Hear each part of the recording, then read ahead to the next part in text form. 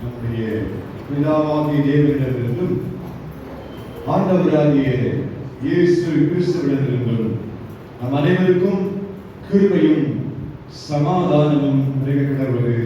ஆமென். மனதை தாழ்த்தி ஆண்டவரை நோக்கி நாம் பார்ப்போம். கர்த்தர் நம்முடைய புனிதான கிருபையினாலே ஒரு புதிய மாதத்தின் முதல் வாரம் 5ஆம் தேதி ஆராதனை நாம் ஒன்றாக இணைந்திருக்கிறோம். ஆண்டவர் நம் மத்தியிலே பிரசன்னராக இருக்கிறார், நம்மை வழிநடத்திருக்கிறார், பாதுகாத்திருக்கிறார், போஷித்திருக்கிறார். இருபுறம் ஆகாதிருப்பதும் அவருடைய கிருபையே என்று உணர்ந்து கண்களை மூடி தலைகளை தாழ்த்தி உங்கள் கிருபைதா என்னை தாங்குகின்றது என்று அந்த பாடலில் ஒரு கவி மாத்திரம் பாடி உடைக்கப்பட்ட நேரத்தில் எல்லாம் என்ற அந்த ஒரு கவி மாறி ஆண்டவருடைய நாமத்தை மகிமைப்படுத்தி ஆண்டவருடைய பிரசன்னத்தை உணர்ந்து அவருடைய வார்த்தைகளுக்காய் நாம் ஆயத்தப்படுவோம்.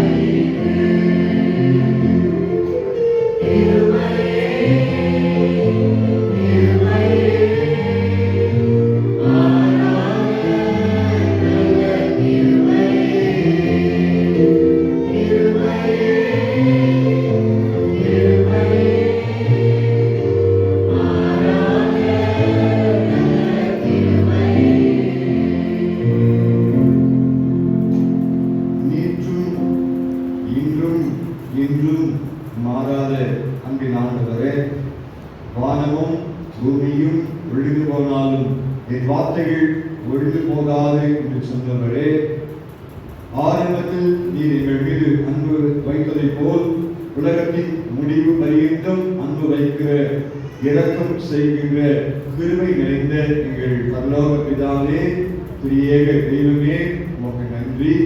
ஆண்டவர் எங்களை பாதுகாத்து ஆசீர்வதித்து வழி நடத்தி ஒரு புதிய மாதமாகிய அக்டோபர் மாதத்தை காணும் பாக்கியத்தை கொடுத்து 4 நாட்கள் வழி நடத்தி 5ஆம் தேதியிலே ஆலயத்தில் ஒன்றாக இணைத்திருக்கிறேன். அப்பா, இதனுடைய கிருபை கிருபை கிருபை கிருபை நன்றியோடு நாங்கள் துதிக்கிறோம்.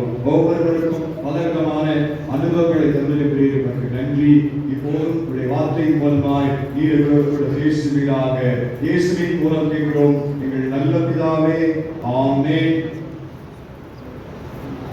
கிறிஸ்துவுக்குள் அன்பான திருச்சபை மக்களே, திருத்துவ பண்டிகைக்கு பின்வரக்கூடிய 16ஆம் ஞாயிறாகிய இன்று வாசித்து சிந்திக்கும்படி கொடுக்கப்பட்டிருக்கிற திருமறை பகுதி புலம்பலின் புத்தகம்.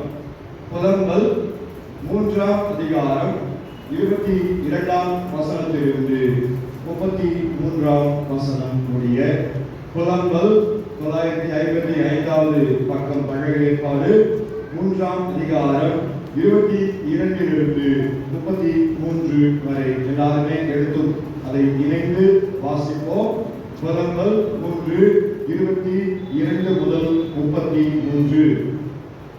நாம் கர்த்தருடைய கிருபையை அவை இறக்கங்கள் கொண்டிருக்கிறது, அவைகள் அவையோடு செய்கிறீர்கள், ஒரு உண்மை இடமாயிருக்கிறது. கர்த்தர் என் பங்கு என்று நாட்டுமா சொல்லும்.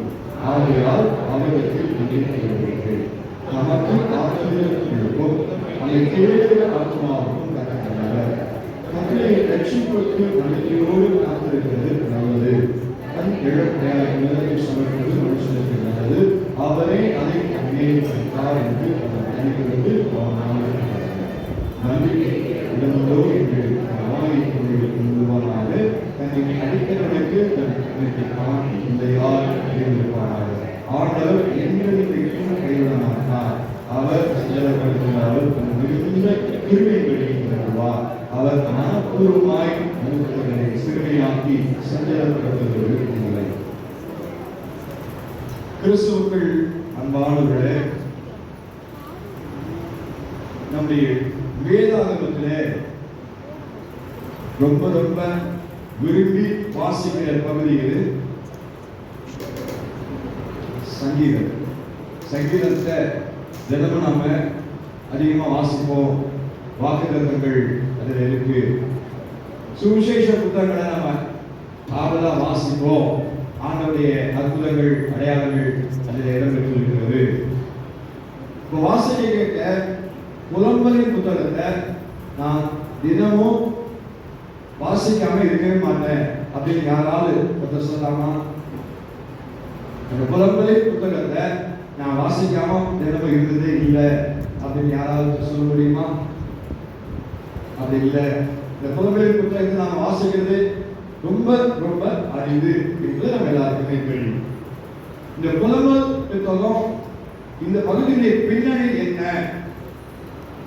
கிமு 586 நேபுகாத்நேச்சார் பாபிலோன் மன்னன் எருசலேமை திட்டம் செய்து கொஞ்சம் கொஞ்சமா அதை நிறுவனமாக்கி முற்றிலுமாய் அழித்து போட்ட அந்த சூழல்.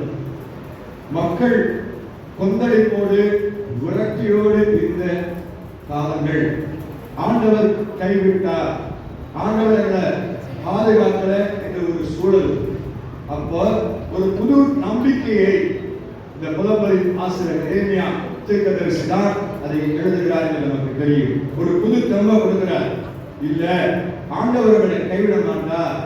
ஆண்டவரை விட்டு நீங்க விலை போனீங்க, ஆண்டை கற்பனைக்கு கீழ்படியல, ஆண்டவருடைய அந்த அழிவு முற்றிலுமாய் வராமல் காத்தார், உங்களை அந்த சிறையிலிருந்து கொண்டு வருவார். புது நம்பிக்கையை கொடுப்பதற்கு தான் இந்த பகுதி. அதுதான் இந்த பகுதியுடைய பின்னணி என்று சொல்லி நாம் புரிந்து கொள்ள முடியும். தேவனுடைய நீதி, நியாயம், அவருடைய கண்டிப்பு எல்லாம் அவசியம். நம்மை பாதுகாக்கிறவர், பராமரிக்கிறவர், வழிநடத்துகிறவர். ஆனா அவருடைய கட்டளைக்கு கீழ்ப்படியலைன்னா நமக்கு தண்டனை உண்டு. ஆனா மறுபடியும் நாம் பாவங்களிலிருந்து மீறிலிருந்து திரும்பும் போது நம்மை அவர் ஆசீர்வதிக்கிறவராக இருக்கிறார். மனம் திரும்பும் போது ஆசீர்வாதம். ஆண்டவர் இரக்கமும் உருக்கமும் நீடிய சாந்தமும் மிகுந்த கிருபையும் உள்ளவர் என்பது நமக்கு தெரியும். ஆகவேதான் நம்ம அவர் பாதுகாக்கிறார், நம்மை ஆசீர்வதிக்கிறார், நம்மை வழிநடத்துகிறார். இன்னைக்கு அக்டோபர் மாதம் 5ஆம் தேதி காலை ஆராதனை. இப்போது மணி அதுல வாங்குற போது கிட்டத்தட்ட 9:50. இந்த மணி நேரத்தில் நீங்களும் நானும் உட்கார்ந்து இருக்கிறது நம்முடைய படிப்பு, நம்முடைய மேன்மை, நம்முடைய குடும்ப பெருமை, நாம செய்த காரியங்கள் எதுவுமே இல்லை என்பது எல்லாருக்குமே தெரியும். ஆண்டுடைய கிருபை கிருபை கிருபை. அதனால நீங்க நம்ம பாடின பாடல் பூராவும் அந்த கிருபையை குறித்து மையமாய் வைத்து ஆண்டவரை நாம் குறித்து பாடினோம். ஆனந்தமாய் நாமே ஆர்ப்பரிப்போமே, அருமையாய் இயேசு நமக்கு அளித்த அளவில்லா கிருபை பெரிதல்லவோ என்று நாம பாடினோம். இம்மட்டும் ஜீவன் தந்த, இம்மட்டுமாய் நமக்கு ஜீவன் தந்தவர் அவர்தான், அவர் கிருபைதான். அதை நாம துதித்து ஆண்டவரை பாடினோம். உங்கள் கிருபைதான் எங்களை தாங்குகிறது. உடைக்கப்பட்ட நேரத்தில் எல்லாம் என்னை உருவாக்குகிறது. சோர்ந்து போன நேரங்களில் எல்லாம் என்னை சூழ்ந்து கொண்டது. நான் ஒன்றுமில்லாத போது என்னை திடப்படுத்தியது. உடைய கிருபை கிருபை கிருபை என்று சொல்லி நாம் பாடினோம். ஆகவே இந்த நாளிலே நமக்கு கொடுக்கப்பட்டிருக்கிற பகுதியில் 3 காரியங்களை மறுபடியுமாய் நான் நினைவுபடுத்த விரும்புகின்றேன். முதலாவது காரியம் நிர்மூலம் ஆகாதிருப்பது கர்த்தருடைய கிருபையே. நிர்மூலம் ஆகாதிருப்பது கர்த்தருடைய கிருபையே. மார்ட்டின் லூத்தர் சாஸ்திரியார் அக்டோபர் மாதம் என்பது சீர்திருத்தத்தின் பண்டிகையை நாம் அனுசரிக்கிற ஒரு மாதம். 31ஆம் தேதி இந்த பண்டிகை அனுசரிக்கின்றோம். மறுபடியும் மார்ட்டின் லூதருடைய சிந்தனைகளை நாம் சீர்தூக்கி பார்த்து அவருக்கு நாம் நன்றி செலுத்துகிறோம். அவர் நிறைய வாலிமா புத்தகங்களை எழுதியிருக்கிறார். ஏராளமான கருத்துக்களை மக்களுக்கு அவர் சொல்லிக் கொடுத்தார். அதுல ஒன்று கிருபை மாத்திரமே, வார்த்தை மாத்திரமே, விசுவாசம் மாத்திரமே. அவனுடைய கிருபை ரொம்ப ரொம்ப ரொம்ப முக்கியம். அந்த கிருபை பெற்றுக்கொள்வதற்கு நாம் தகுதியை வேண்டும் சொல்லி மாற்றி உறுதியாய் அவர் கூறியிருக்கின்றார். விசுவாசத்தால் மட்டுமே நீதிமான் பிழைப்பான். தேவனுடைய வார்த்தையால் மட்டுமே நாம் ஆசீர்வதிக்கப்பட முடியும். வேறு எந்த சடங்கு ஆச்சாரங்களுக்கும் நாம் நம்மை ஒப்பு கொடுக்க கூடாது. வார்த்தை தான் முக்கியம். அந்த கற்பனைக்கு, அந்த வார்த்தைக்கு நீங்களும் நானும் கீழ்ப்படிய வேண்டும் என்று சொல்லிதான் மார்ட்டின் லூதர் முழங்கினார். அதிகாரம் கிடைக்கிறதா இருந்தாலும் அதன் மூலம் அவர்கள் செய்கின்ற தவறான செயல்பாடுகளை மிக தெளிவாய் லூத்தர் சாஸ்திரியார் கண்டித்தார் என்பது நமக்கு தெரியும். ஆகவே நிர்மூலம் ஆகாதிருப்பது அவருடைய கிருபையே. வேதாகமத்துல ஆண்டவர் நிறைய மக்களுக்கு கிருபை பாராட்டினார் நமக்கு தெரியும். அதற்கு ஆதாரங்கள் நமக்கு இருக்கின்றது. ஆதியாகமம் 6ஆம் அதிகாரம் 8வது வசனம். ஆதியாகமம் 6ஆம் அதிகாரம் 8வது வசனம். நோவாவுக்கு கர்த்தருடைய கண்களிலே கிருபை கிடைத்தது. காரணம் அவன் நீதிமானாய், ஆண்டவருடைய வார்த்தைக்கு கீழ்ப்படுகிறவனாய். பல பேர் நோவா பார்த்து சொன்னாங்க, ஏளனமா பேசினாங்க. ஆனாலும் கர்த்தருடைய வார்த்தைக்கு கீழ்ப்படிந்த ஒரு அடியானாய் ஆண்டவர் சொன்ன காரியத்தை அப்படியே அவர் செயல்படுத்தினார் என்பது நமக்கு தெரியும்.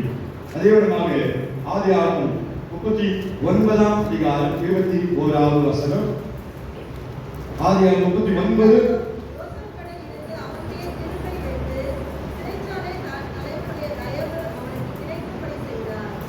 யோசேப்போடு ஆண்டவர் இருந்தார். கிருபை அவனுக்கு கிடைத்தது. சிறைச்சாலை மத்தியிலே தயவு கிடைக்க செய்தார். அவன் கர்த்தருக்கு பயப்படுகிற மனுஷன். இச்சைகளுக்கு இடம் கொடுக்கிற, தற்காலிக சுகத்துக்கு இடம் கொடுக்கிற, ஆண்டவரை கற்பனையை மதித்தான். தன்னை பரிசுத்தமாய் காத்து கொண்ட ஒரு மனிதன் யோசேப்பு. அவனுக்கு ஆண்டவர் கிருபை செய்தார். 1 ராஜாக்கள் 3ஆம் அதிகாரம் 6ஆம் வசனம். 1 ராஜாக்களின் புத்தகம் 3ஆம் அதிகாரம் 6வது வசனம். அதற்கு சாலமோன், என் தகப்பனாகிய தாவீது என்னும் உமது அடியார் உம்மைப் பற்றி உண்மையும் நீதியும் மன நேர்மையுமாய் உமக்கு முன்பாக நடந்தபடியே தேவனே அவருக்கு பெரிய கிருபை செய்து. சாலமோன் தன்னுடைய அப்பாவை குறித்து சாட்சி கொடுக்கிறார். நீர் அவரோடு கூட இருந்து பெரிய கிருபை செய்து, ஏராளமான போராட்டங்கள், சகோதர போராட்டம், போர், எல்லாவற்றிலும் அவன் நிலை இருக்க, அவன் தவறி விழுந்தாலும் மீண்டும் எழுந்து நிற்க அவனுடைய பெரிய கிருபை அவனோடு கூட இருந்ததாய் ஒரு குறிப்பை நாம் வாசிக்கின்றோம். மரியாதை பார்த்து தேவனிடத்திலே கிருபை பெற்றாய் என்று சொல்லி தூதன் அங்கு சொல்லுகிறதை நாம் அறிந்திருக்கிறோம். பவுல் இப்படி ஒரு வார்த்தை குறிப்பிட்டிருக்கிறார். 1 தீமோத்தேயு 1 அதிகாரம் 13-14 வசனங்கள்.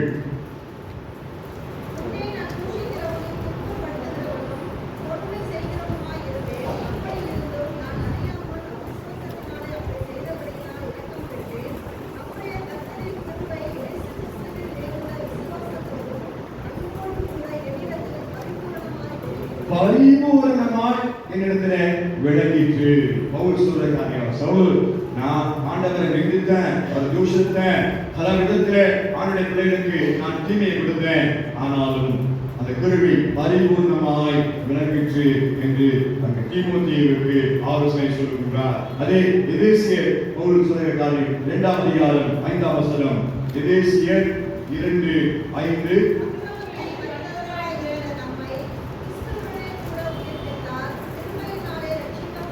கிருபையினாலே ரட்சிக்கப்பட்டீர்கள். உங்களுடைய மேன்மை அல்ல, உங்களுடைய எல்லா காரியத்தையும் வசதிகளும் அல்ல, தேவனுடைய கிருபை. கிருபை கிருபை அவை நிர்மூலம் ஆகாது கர்த்தருடைய கிருபையே. ஆண்டவர் நம்மை ஒவ்வொரு நாளும் ஒவ்வொரு வெளிப்படுத்தும் வழி நடத்தி இருக்கிறார் என்று சொன்னால் அது அவருடைய கிருபை தான். அவருடைய கிருபை தான். நாம் எப்போதும் அதை மறக்கவே கூடாது. உபாகமத்தில் 29ஆம் அதிகாரத்தில் 5ஆம் வசனம் இப்படி சொல்லுகிறது. உபாகமம் 29:5.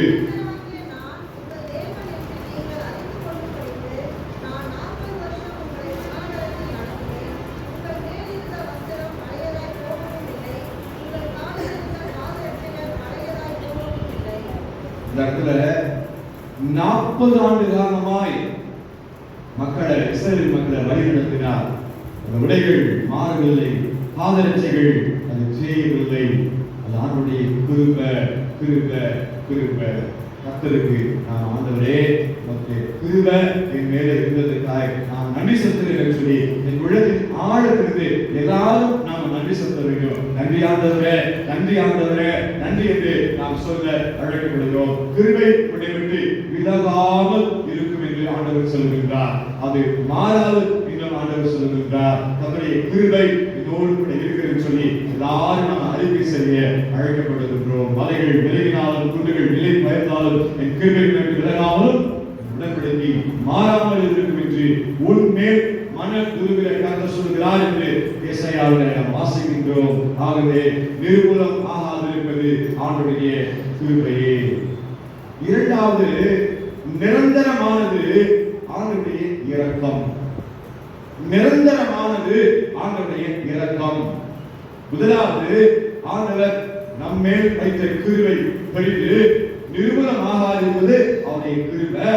இரண்டாவது, நிரந்தரமானது அவருடைய இரக்கம். எரேமியா தீர்க்கதரிசியை குறிப்பிடுகின்றார். அவருடைய இரக்கம் நிரந்தரமானது, ஆசீர்வாதமாய் அது நமக்கு கிடைத்தது.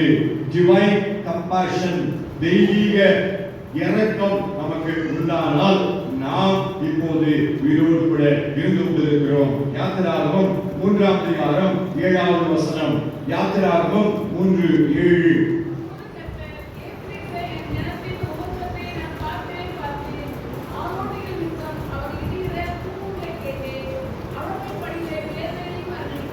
வேதனை நான் அறிந்திருக்கிறேன், கூக்குரலை நான் அறிந்திருக்கிறேன்.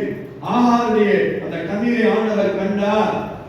இன்றைக்கு நீங்களும் நானும் எந்தெந்த நிலைகளில, எந்தெந்த நேரங்களில, எந்தெந்த விடைகளில யாரெல்லாம் நம்மை நிந்தித்தார்களோ, யாரெல்லாம் நமக்கு விரோதமாய் செயல்பட்டார்களோ, நாம் மனம் நொந்து ஆண்டவரை பார்த்து யாரெல்லாம் கதறி அழுதோமோ அவர்கள் மீது ஆண்டவருடைய இரக்கம் நிறைவாய் இருக்கும். யாரும் அதை எடுக்கவே முடியாது. அவர் இரக்கம் கொண்டவர், அவர் மனதிற்கும் உள்ளவர். அந்த இரக்கம் மாறாது, அதுக்கு முடிவே கிடையாது என்று வசனங்கள் மிக தெளிவாய் நமக்கு சொல்கிறது. உபாகமம் 30ஆம் அதிகாரம் 3வது வசனம். உபாகமம் 30:3.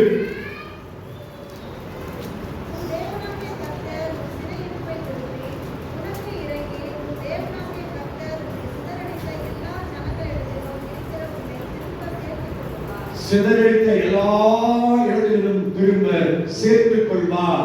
காரணம், அவர் இரக்கம் நிறைந்தவராக இருக்கிறார், மன்னிப்பு அளிக்கிறவராக இருக்கின்றார். நாம எப்படி இருந்தாலும், அவரை விட்டு விலகி போனாலோ, அவருடைய வார்த்தையை கேட்கலனாலோ, ஆண்டவர் நம் மீது இரக்கம் பாராட்டி தொடர்ந்து இன்றைக்கு என்னிடம் என்னுடைய மகன் வருவானா, இன்றைக்கு என்னுடைய மகள் என்னிடம் வருவானா, அவருடைய செயல்பாடுகள் மாறுமா என்று காத்துக் கொண்டிருக்கிறார். எப்படி இளைய மகன் ஆண்டவர் அந்த தகப்பனை விட்டு பிரிந்து போனான். ஆனால் தகப்பன் வேதனையோடு கூட தினமும் பார்த்துக்கிட்டே இருந்தான். என்னைக்காவது வருவாங்க, என்னைக்காவது அந்த மகன் திரும்பி வருவான், என் மகன் திரும்பி வருவான் என்ற விசுவாசத்தோடு அவரை காத்திருந்தான். வந்தபோது அவனிடத்தில் ஓடி போய் அவனை கட்டி அடைத்து சேர்த்துக் கொண்டான். அப்படிப்பட்ட இரக்கம் தான் உங்களை படைத்த, என்னை படைத்த ஆண்டவருடைய இரக்கம் என்று வேத வசனம் நமக்கு தெளிவுபடுத்துகிறது.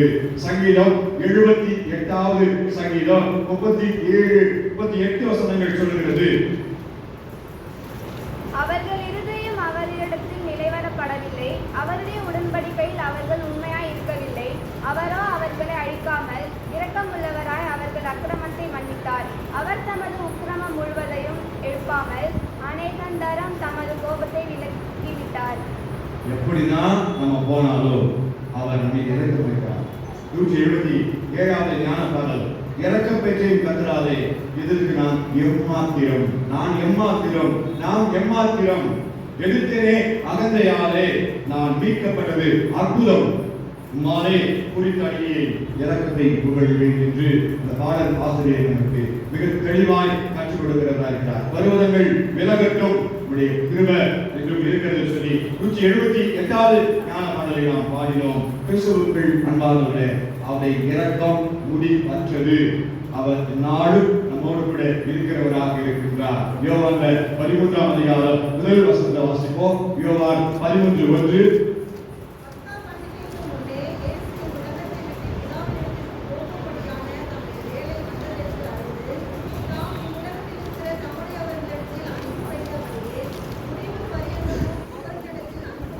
முடிவு பரியந்தம் ஆரம்பத்தை எப்படி அன்பு வைத்தாரோ முடிவு வரைக்கும் அன்பு நான் வைக்கிறேன் என்று சொல்லி ஒரு வார்த்தை ஆண்டவர் சொல்றார். ஆனால் பவுல் நமக்கு சொல்லுகிறது, ஆரம்பத்தில் இருந்த அன்பை நீ விட்டுவிட்டாய் என்று கர்த்தருக்கு அவர் எழுதுகின்றார். அன்புக்குரியவர்களே, நாம தூரம் போனாலும், நம்ம விலகி போனாலும், ஆண்டவரை நிந்தித்தாலும், ஆண்டவருக்கு கண்ணு இல்ல, என்னை பார்க்கல, எனக்கு இந்த நன்மையை கொடுத்தாரு, இந்த நெருக்கத்தை கொடுத்தாரு சொல்லி நாம் அறிக்கை பண்ணாலும் ஆண்டவர் உங்களை என்னை கைவிட மாட்டார், நம்மை ஆசீர்வதிப்பார், நம்மை உயர்த்துவார் என்பதுல சந்தேகமே கிடையாது. கிறிஸ்துவுக்குள் அன்பானவர்களே, நிரந்தரமானது அவருடைய இரக்கம். ஆண்டவர் கைவிடவே மாட்டார். ஒருபோதும் நம்மை அவர் ஒரு சின்ன ஒரு காரியத்தில் நம்மை கைவிட போல் இருந்தாலும் அவர் நம்மை காத்துக் கொள்ளுகிற தேவன். உருக்கமான இரக்கத்தினால் நம்மை காத்துக் கொள்ளுகிற தேவன். அவருடைய நிரந்தரமானது அவருடைய இரக்கம். மூன்றாவது, நிலை நிற்பதற்கான தகுதி. நிலைவரமானது அவருடைய கிருபை, நிரந்தரமானது அவருடைய இரக்கம். நிலை நிற்பதற்கான தகுதி. அவருடைய கிருபையோ அவருடைய இரக்கத்தையோ நாம சோதரிக்கணும்னா, நிலை நிற்கணும்னா நாம என்ன செய்யணும்ங்கற வேத வசனத்தின் மூலமாய் உங்களுக்கும் எனக்கும் நம்மை படைத்தவர் ஆலோசனை கொடுக்கிறார். அதை இன்றைக்கு மறுபடியும் நினைவுபடுத்துகிறார். ஏன்னா காலங்கள் புதிதாக இருக்கிறது, ஆண்டுடைய வருகை சமயமா இருக்கிறது. நீங்கள் நான் ஆயத்தப்பட வேண்டும், இன்னும் அநேகர் ஆயத்தப்படுத்த வேண்டும், இன்னும் இருக்கிறீர்கள் காலியா இருக்கிறது. ஆண்டவரை அன்பை ருசித்து பார்க்க அநேக மக்கள் வரணும். இந்த ரோட்ல போறவங்க ஆண்டவரை அன்பை ருசித்து பார்க்கணும், என்ன என்று சொல்லி நடக்குதுன்னு சொல்லி அவங்க வாஞ்சிக்கணும். ஆண்டவர் உங்களுடைய இடத்துல பேசணும், நாம போய் பேச முடியாது. அதற்கு உங்களுடைய என்னுடைய ஜெபம் அவசியம். சரியான ஜெபம், சாதாரணமான ஜெபம் அல்ல, போராடி ஜெபிக்கிற ஜெபம் அவசியம். சாதாரணமா ஜெபிச்சுட்டு 5 நிமிஷத்துல ஜெபிச்சு போக முடியாது. இந்த காலங்களில் நாம போராடி ஜெபித்தாக வேண்டும். வாலிப பிள்ளைகளாய் நாம ஜெபிக்கணும், பெண்களாய் ஜெபிக்கணும், பெரியவங்களாய் ஜெபிக்கணும். போராடி ஜெபிக்கிற ஜெபத்துக்கு நீங்க ஒத்துழைப்பு கொடுக்கணும். ஆண்டவர் அதை எதிர்பார்க்கிறவராக இருக்கிறார். அலட்சியப்படுத்த முடியாது, உதாசீனப்படுத்த முடியாது. காலங்கள் இல்லை. அப்படி நிரந்தரமானது அந்த இரக்கம் கிருபை உள்ளது சொல்லி இன்னும் நாம அவரை அலட்சியப்படுத்தணும்னா தண்டனைக்கு தப்ப முடியாது. நீர் விசாரமா இருந்தோம்னா, ஆண்டவருடைய ஆத்துமா ஆதாயப்படி நம்ம செய்யலைன்னா ஆண்டவருக்கு பதில் சொல்லி ஆகணும். கிறிஸ்துவுக்குள் அன்பானவர்களே, நிலை நிற்பதற்கான தகுதியெல்லாம் நமக்கு அநேக காரியத்தில் இருக்கிறது. ஆண்டவர் கற்றுக் கொடுக்கிறார். சங்கீதங்களில் 32ஆம் சங்கீதம் 10ஆம் வசனம் இப்படி சொல்கிறது. சங்கீதம் 32:10. துன்மார்க்கனுக்கு அநேக வேதனைகள் உண்டு, கர்த்தரை நம்பி இருக்கிறவனையோ. கர்த்தரை நம்பினோம்னா கிருபை நம்ம சூழ்ந்து கொள்ளும். எல்லாத்தையும் நம்பிட்டு கர்த்தரை விட்டுட்டோம்னா கிருபை நம்மை சூழ்ந்து கொள்ள முடியாது. அவர் முதலாவது ஆண்டவர் நமக்கு தருகிற ஆலோசனை, அவரை மாத்திரமே நம்பணும். அப்ப கிருபை நம்ம சூழ்ந்து கொள்ளும். அடுத்தா யாக்கோபு 4ஆம் அதிகாரம் 6வது வசனம். யாக்கோபு 4:6.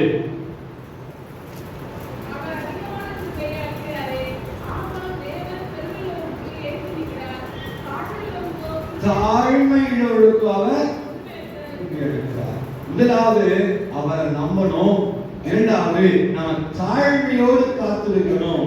தாழ்மையோடு அவருடைய சமூகத்துல முழங்கால் பண்ணிட்டு ஒப்பு கொடுக்கணும். சரண்டர் ஆகணும். ஆண்டவருடைய கரத்துல நம்ம ஒப்பு கொடுக்கணும். ஆவி ஆத்மா சரீரம் ஒப்பு கொடுக்க வேண்டும். நான் இன்னைக்கு செய்யற காரியம் காரியங்கள், பேசுற பேச்சு, போற பாதை, யார்கிட்ட போறோம், எல்லாரும் ஆண்டவரை கேட்கிற பிள்ளைகளா இருக்கிறோம். வார்த்தையை நான் அழகு பேசணும், தேவையில்லாத பேசக்கூடாது, தீய வார்த்தை பேசக்கூடாது, மக்களுக்கு பிரயோஜனம் இல்லாத பேசணும். இப்படிதான் நான் வாழ்ந்து வளர்ந்து ஆசீர்வாதத்தை பெற்றுக்கொள்ள வேண்டும் என்று சொல்லி நாமும் நம்முடைய பிள்ளைகளும் சந்ததி சந்ததியாய் ஆசீர்வதிக்கப்பட வேண்டுமானால் நம்ப வேண்டும், தாழ்த்த வேண்டும்.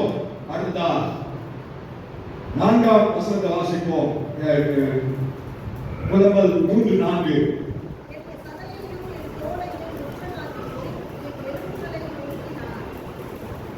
கர்த்தர் நம்மை ஆசீர்வதிக்க விரும்புகிறார். 25ஆம் வசனத்தை வாசிப்போம்.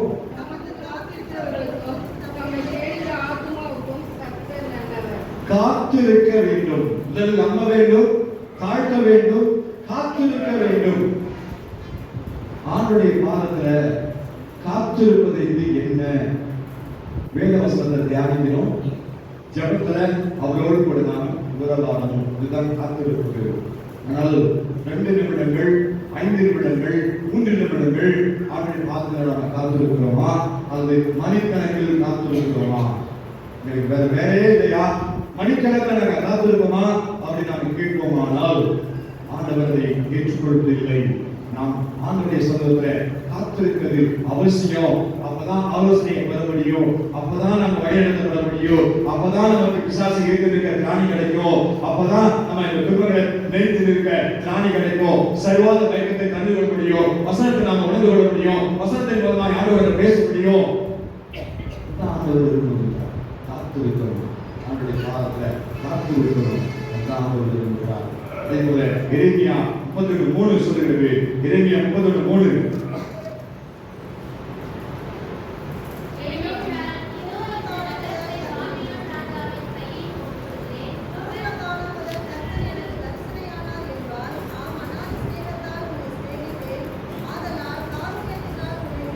இழுத்துக் கொள்கிறார் நம்மை. அவர் நம்ம ஒப்பு கொடுத்தார், காத்திருந்தார், அவர் இழுத்துக் கொள்வார். இன்னைக்கு வாசிக்க கேட்ட சங்கீத பகுதி 103வது சங்கீதத்தை நாம பார்த்தோம்னா 17ஆம் அதிகார வசனம், 17ஆம் வசனம்.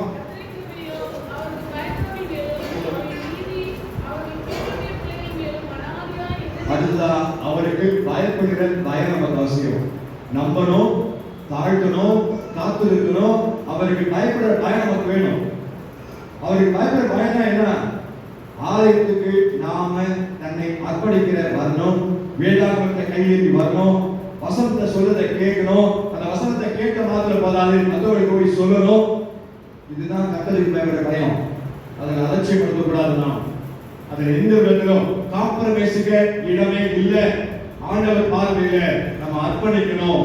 அடுத்தது 103:18 சொல்லுகிறது. இதை வாசிக்கலாம்.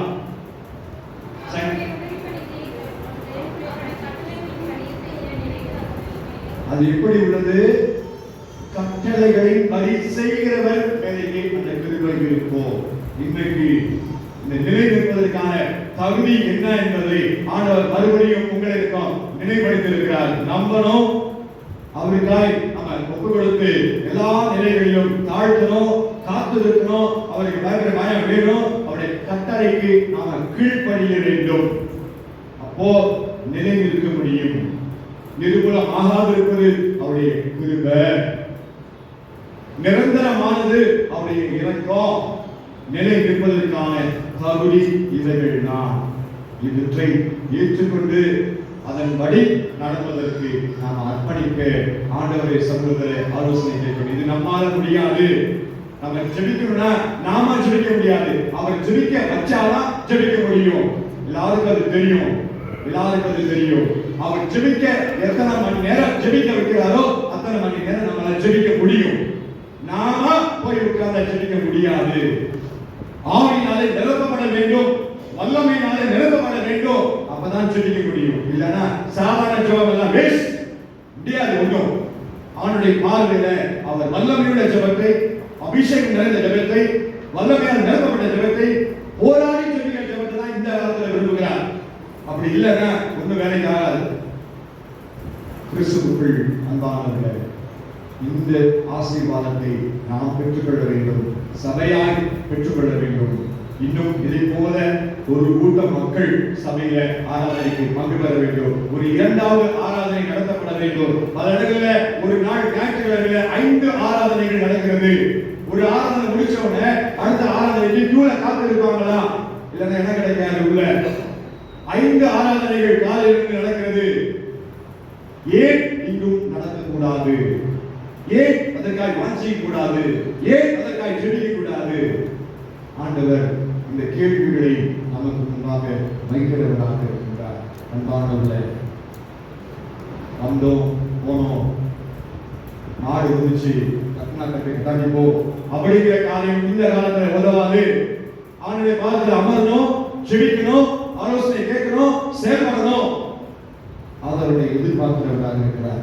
அப்பதான் அவருடைய நிரந்தரமான கிருபையை ருசிக்க முடியும். கிருபையின் ஆசீர்வாதத்தை இறக்கத்தை பெற்றுக்கொள்ள முடியும், நிலைநிறுத்த முடியும். கிறிஸ்துவுக்குள் அன்பான திருச்செய்தியாளர்களே, ஒரு விஷயம் நாம் சிந்தித்து பார்ப்போம். நிச்சயமாக அல்ல, நம்மை தாழ்த்தி திருப்பதிலே பங்கு பெறுகிற போது ஆண்டவர் இதோடு கூட பேசியிருக்கிறார். அவர் கிருபை நிறைந்தவர், இறக்கத்துக்கு முடிவில்லாதவர். நான் நிலை இருக்கணும்னா அவரை நம்ப சொல்லியிருக்கிறார், தாழ்த்த சொல்லியிருக்கிறார். அவருக்கு முன்பாக அவருக்கு காத்திருக்க சொல்லியிருக்கிறார். அவருக்கு பயங்கர பயம் எனக்கு தேவை. அவர் பற்றி நான் கீழ்ப்படியணும், அதுக்கு அர்ப்பணிக்கணும். அந்த விட நான் அர்ப்பணிக்கிறேன் சொல்லி திருப்பதியில எனக்கு அர்ப்பணிப்போமானால் நிச்சயமாய் உங்களையும் என்னையும் ஆண்டவர் பயன்படுத்துவார் என்பதை சந்தேகமில்லை. நாம் அநேக திரள் கூட்ட மக்களை ஆதாயப்படுத்த முடியும் என்பதிலும் சந்தேகமில்லை. தலையை தாழ்த்தி ஆண்டவருடைய கருத்தில் ஒப்பு கொடுத்து இன்றைக்கு கேட்ட இந்த சிந்தனைகள் என்னுடைய உள்ளத்துல கிரியை செய்ய வேண்டும், இதை நான் நடைமுறைப்படுத்த வேண்டும் என்று சொல்லி அவர்கிட்ட நாங்கள் கேட்போம், தாழ்த்தி ஜெபிப்போம். வாருங்கள். கர்த்தர் கிருபை நிறைந்தவராய், அன்பு நிறைந்தவராய், வல்லமை உள்ளவராய், மாறாத தெய்வம் நீர் எங்களை உணர்ந்திருக்கிறோம். கர்த்தாவே, நீர் உங்களுடைய கிருபை, உங்களுடைய இரக்கம் பெரிது பெரிது. கிருபை நிலை நிற்கக்கூடியது, இரக்கம் முடிவில்லாதது. எங்களை தாழ்த்துகிறோம். நீர் எங்களோடு பேசியிருக்கிறீர், நன்றி செலுத்துகிறோம். அதை நாங்கள் நடைமுறைப்படுத்த எங்களுக்கு திறன் கொடுங்க, ஞானம் கொடுங்க, ஆலோசனை கொடுங்க, ஒரு மனதை கொடுங்க. அப்படி நாங்கள் ஒருமனப்பட்டு ஜெபித்தோம்னா அசைவை இந்த உலகத்துல எங்கள் சபையை நாங்கள் உண்டாக்க முடியும். ஒரு அவுட்ஸ்டாண்டிங் மிராக்கிளை இந்த இடத்துல நீங்க நடத்திக்க முடியும். எங்களுடைய ஜெபம் அதற்கு அவசியம். எங்களை தாழ்த்துகிறோம், ஜெபிக்க அர்ப்பணிக்கிறோம். இயேசு வழியாக நல்ல பிதாவே, ஆமென்.